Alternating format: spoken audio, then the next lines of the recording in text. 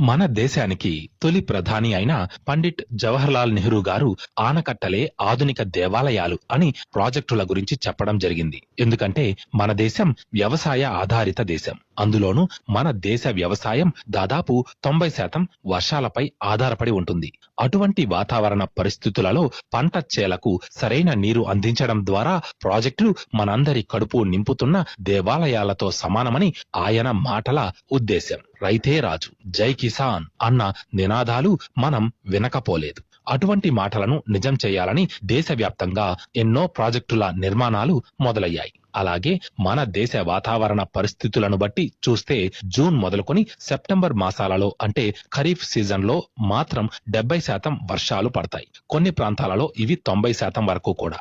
సంవత్సరం మొత్తం పడాల్సిన వర్షాలు కేవలం 4 నెలల్లోనే పడి ఆ తరువాత మిగతా కాలమంతా వర్షాలు లేకుండానే ఉంటుంది. అటువంటి సమయంలో వర్షాకాలంలోనే నీటిని నిలువ చేసి వర్షాలు లేని సమయంలో వాడుకోవడం అన్నది ప్రాజెక్టుల ముఖ్య ఉద్దేశ్యం. అంతేకాకుండా ఉత్తరాన మంచు కొండలైన హిమాలయాల వల్ల గంగా, బ్రహ్మపుత్ర మొదలైన నదులు సంవత్సరం పొడవునా నీటితో కలకల్లాడుతూ ఉంటాయి. కానీ దక్షిణాన ఉన్న నదులన్నీ కూడా వర్షాకాలంలో నీటితో నిండుగా ఉండి తరువాత ఎండిపోతాయి. కాబట్టి దేశవ్యాప్తంగా ఉన్న నదులన్నిటినీ అనుసంధానం చేసి ఏ నదిలోనైతే ఎక్కువ నీరు ఉంటుందో అక్కడి నుండి తక్కువ నీరు ఉన్న నదీ ప్రవాహక ప్రాంతానికి నీటిని తరలించాలని ఎప్పటి నుండో పాలకులు ప్రయత్నాలు చేపడుతున్నారు. దీనిని నేషనల్ రివర్ ఇంటర్లింకింగ్ ప్రాజెక్ట్ అని చెప్పడం జరుగుతుంది.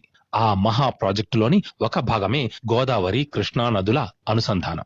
దీనికోసం అనుకున్నదే పోలవరం ప్రాజెక్ట్. ఈ ప్రాజెక్టు నిర్మాణం గురించి 1941లోనే ప్రతిపాదనలు ఉన్నప్పటికీ కూడా రూపుదిద్దుకోవడానికి స్వాతంత్ర్యం తరువాత కొన్ని దశాబ్దాలు పట్టింది. ఈ ప్రాజెక్టు ద్వారా గోదావరి నదీ జలాలను కృష్ణా నదికి తరలించి దిగువన ఉన్న ప్రాంతాలకు నీటిని అందించాలనేది ముఖ్య ఉద్దేశం. కానీ ప్రాజెక్టు గురించి ప్రతిపాదన మొదలుపెట్టినప్పటి నుండి ఇప్పటి వరకు కూడా అడుగడుగునా సమస్యలే ఉన్నాయి. గోదావరి, కృష్ణ రెండు నదులు కూడా అంతర్రాష్ట్ర నదులు. ఈ నదీ జలాలను పంచుకోవడం పట్ల రాష్ట్రాల మధ్య సరైన ఒప్పందం లేదు. ప్రాజెక్టు నిర్మాణం కోసం అనుకున్న ప్రాంతంలో భౌగోళిక పరిస్థితులు అనుకూలంగా లేవు.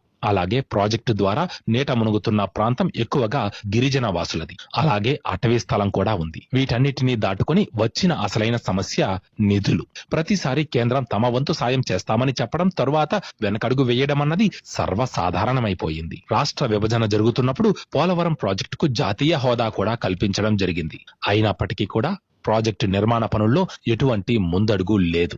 అసలు ఈ పోలవరం ప్రాజెక్ట్ ఎప్పుడు మొదలైంది? దీనికి ఎందుకు అడ్డంకులు ఎదురవుతున్నాయి? పరిష్కారం ఏమిటి? అన్న అంశాల గురించి మనం ఈ ఆడియో బుక్ లో తెలుసుకోబోతున్నాం. ఇది కుకు ఎఫ్ఎం. నేను నరేన్. పోలవరం ప్రాజెక్ట్ ఒక మల్టీపర్పస్ ఇరిగేషన్ ప్రాజెక్ట్. గోదావరి నదికి పైన ఉన్న అప్పటి పశ్చిమ గోదావరి, తూర్పు గోదావరి, విశాఖపట్నం, కృష్ణా జిల్లాలకు వ్యవసాయానికి నీళ్లు అందించడంతో పాటు ఇంకా ఇతరత్రా లాభాలను కూడా చేకూరుస్తుంది ఈ పోలవరం ప్రాజెక్ట్. వాటిలో ప్రధానంగా విశాఖపట్నం పట్టణానికి తాగునీరు, అలాగే అక్కడ ఉన్న స్టీల్ ప్లాంట్ ఇంకా ఇతర ఇండస్ట్రీస్ కు కావలసిన నీటిని అందించడం, నీటి ద్వారా విద్యుత్ శక్తి ఉత్పత్తి, జలమార్గం గుండా రవాణా, చేపల పెంపకం, ఇంకా ఆహ్లాద వాతావరణం కల్పించి పర్యాటకాన్ని అభివృద్ధి చేయడం మొదలైనవి ఉన్నాయి. ఈ ప్రాజెక్టు ద్వారా గోదావరి నుంచి కృష్ణా నదికి 80 టీఎంసీ నీటిని కూడా తరలించడం జరుగుతుంది. ఈ ప్రాజెక్ట్ ఆంధ్రప్రదేశ్లోని పోలవరం గ్రామంలో ఉంది. ఆ గ్రామం కొవ్వూరు రాజమండ్రి రోడ్డుకి పై భాగంలో 34 కిలోమీటర్ల దూరంలో ఉంది. ఒక రకంగా చెప్పాలంటే ఈ ప్రాజెక్ట్ కృష్ణా నదికి గోదావరి నీళ్లను మళ్లించడం కోసం. ఈ నీటి తరలింపు అనేది జాతీయంగా రూపుదిద్దుకున్న నది అనుసంధాన ప్రక్రియలో ఒక భాగం. 1985-86 లెక్కల ప్రకారం ఈ ప్రాజెక్టుకు అయ్యే ఖర్చు 2665 కోట్లు. అదే 2010 లెక్కల ప్రకారం చూస్తే 16,000 కోట్లకు పైగానే. ఇక ఇప్పటి లెక్కల్లో అయితే దానికి 10 రెట్లు ఎక్కువ అవుతుంది అని అంచనా. అసలు ఈ ప్రాజెక్టు గురించి మొదటగా 1941లోనే ప్రస్తావించడం జరిగింది.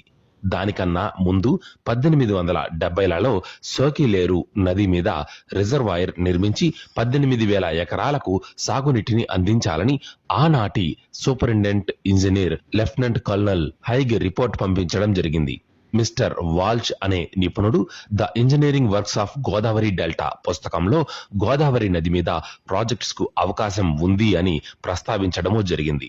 1941 సమయంలో ఇరిగేషన్ విభాగంలో ఆనాటి చీఫ్ ఇంజనీర్ అయిన శ్రీ ఎల్ వెంకటకృష్ణ అయ్యర్ పోలవరంకు సమీపాన గోదావరి నది పైన రిజర్వాయర్ నిర్మాణానికి సంబంధించి ఒక ప్రపోజల్ ని తీసుకురావడం జరిగింది. దానిలో వారు కేవలం 3,50,000 ఎకరాలకు సాగునీరు అందించడం మాత్రమే కాకుండా 40 మెగావాట్ల సామర్థ్యం గల జల విద్యుత్ కేంద్రాన్ని కూడా నిర్మించాలని తెలపడం జరిగింది. ఆ తరువాత విపులంగా ఇన్వెస్టిగేషన్ చేశాక రామపద్ సాగర్ ప్రాజెక్టు పేరుతో పోలవరం ప్రాజెక్టుకు ఫైనలైజ్ అయ్యింది. భద్రాచలం దిగువన ఉండి గోదావరి రాముని పాదాలను తాకుతుంది అన్నట్లు రామపద్ సాగర్ అని పేరు పెట్టడం జరిగింది. ఆ రోజు ఫైనలైజ్ అయిన రామపద్ సాగర్ ప్రాజెక్టులో భాగంగా గోదావరి నదిలో లోతైన ప్రాంతంలో 130 మీటర్ల ఎత్తున డ్యాం నిర్మాణం, దానికి ఎడమ వైపున వైజాగ్ పోర్టుకు చేరుకునేలా 209 కిలోమీటర్ల కెనాల్ నిర్మాణం, కుడివైపున కృష్ణానది వరకు దాదాపు 200 కిలోమీటర్ల కెనాల్, కృష్ణానది గొండ్లకమ్మ నది వరకు 143 కిలోమీటర్లు ఉన్న మరొక కెనాల్ నిర్మాణం, 150 మెగావాట్స్ విద్యుత్ శక్తి అందించే జల విద్యుత్ కేంద్రం మొదలైనవి నిర్మించడానికి ప్రణాళిక సిద్ధం చేయబడింది. ఆనాడు ఆ ప్రాజెక్టుకు అయ్యే ఖర్చు 129 కోట్లుగా ప్రభుత్వం లెక్క తేల్చింది. నదికి చాలా లోతు వరకు ఉన్న ఇసుక అనుకున్నంత లోతులో కావలసిన రాళ్లు లేకపోవడం మొదలైన వాటి వల్ల ఈ ప్రాజెక్టు నిర్మాణం కష్టతరంగా మారి ఆర్థికంగా కూడా ఎక్కువ ఖర్చు పెట్టవలసిన అవసరం వచ్చింది.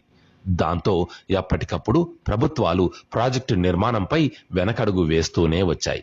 1953 ఆగస్టులో గోదావరిలో వచ్చిన అత్యంత భీకరమైన వరదల వల్ల ఇంకా విశాఖపట్నం స్టీల్ ప్లాంట్ అవసరాల రీత్యా గోదావరి నది మీద బ్యారేజ్ నిర్మించడం అవసరమయ్యింది. సరిహద్దు రాష్ట్రాలతో గోదావరి నీటిని పంచుకోవడానికి చాలా ఒప్పందాలు జరిగాయి. వీటన్నింటినీ దృష్టిలో ఉంచుకొని 1976లో ప్రాజెక్టు మీద డీటెయిల్డ్ ఇన్వెస్టిగేషన్ మొదలైంది. 1978లో దానికి సంబంధించిన రిపోర్ట్ కూడా వచ్చింది. ఆ తరువాత మళ్ళీ ఇన్వెస్టిగేషన్ చేపట్టి సెంట్రల్ వాటర్ కమిషన్ చెప్పిన సూచనలు దృష్టిలో పెట్టుకుని చివరికి 1986లో 2,665 కోట్ల అంచనాతో ఈ ప్రాజెక్ట్ ఫైనలైజ్ అయ్యింది. ఇక 1980 సంవత్సరంలో ఆనాటి ముఖ్యమంత్రి అయిన టి అంజయ్య గారు పోలవరం ప్రాజెక్టుకు శంకుస్థాపన చేయడం జరిగింది. ఆ తరువాత ముఖ్యమంత్రులు మారుతున్న కొద్దీ పోలవరం ప్రాజెక్టు ఒక రాజకీయ అంశంగా మారింది. ఆ ప్రాజెక్టు నిర్మాణంలో భాగంగా ఒడిశా, ఛత్తీస్గఢ్ రాష్ట్రాలలోని కొన్ని గ్రామాలు నీట మునగడం తప్పదు. పైగా ఇదంతా పెద్ద ఖర్చుతో కూడుకున్న వ్యవహారం.